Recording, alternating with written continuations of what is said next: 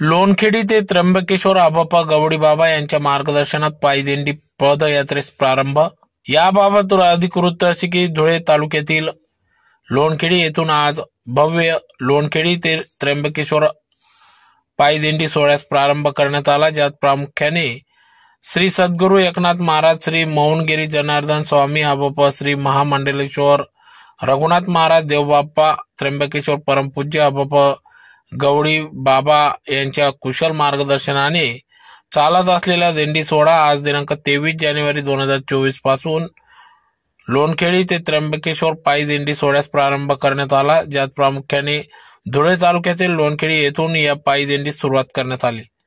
तर दिनांक 23 जानेवारी ते 5 फेब्रुवारी या दरम्यान सदर ही पायी दिंडी जात असून या पायी दिंडीत मोठ्या संख्येने भाविक भक्त आपले योगदान देत असतात। त्यात प्रामुख्याने जेवण, नाश्ता यासह विविध सेवा भाविक भक्तांच्या वतीने करण्यात येत असते। तर या पदयात्रेस लोणखेडी येथून सुरुवात करण्यात आली। यावेळी आबापा गवडी बाबा, नरेश पाटील, नरहरी पाटील, दीपक पाटील, शांताराम पाटील, गणपत बाबा, विजू नाना, हिम्मत बाबा, दगाप्पा पाटील आदींचे या ठिकाणी सहकार्य लाभत असून यासाठी विनेकरी श्री दशाअण्णा लोणखेडी, अप्पा पाटील आदी सर्वच यासाठी विनेकरी, कीर्तनकार, गायनाचार्य, अन्नदाते आदी सर्वांचे या ठिकाणी सहकार्य लाभत असून आज या पायी दिंडी सोहळ्यास प्रारंभ झाला। यावेळेस अतिशय नाचत गाजत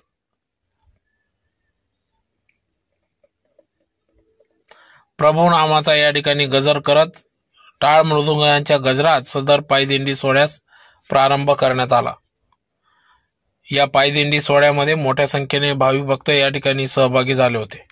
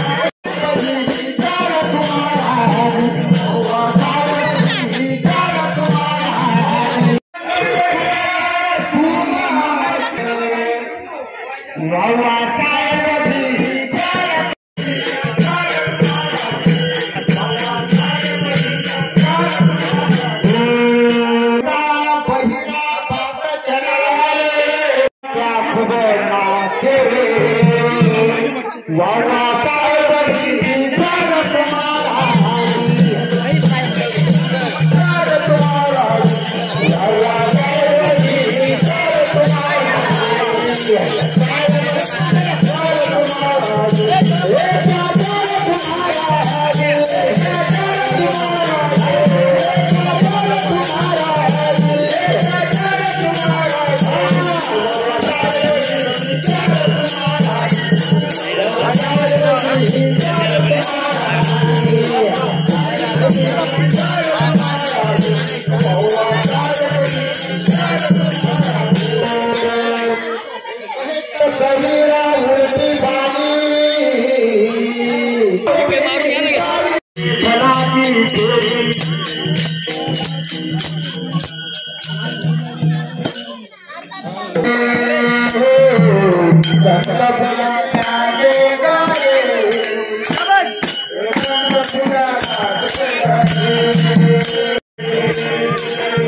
मागे राहा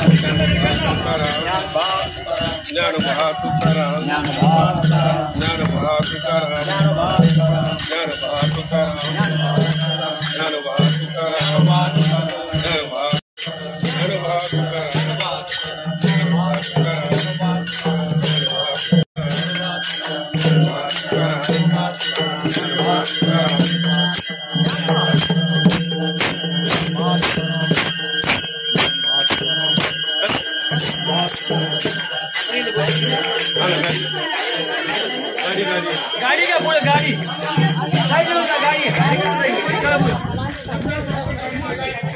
गाड़ी गाड़ी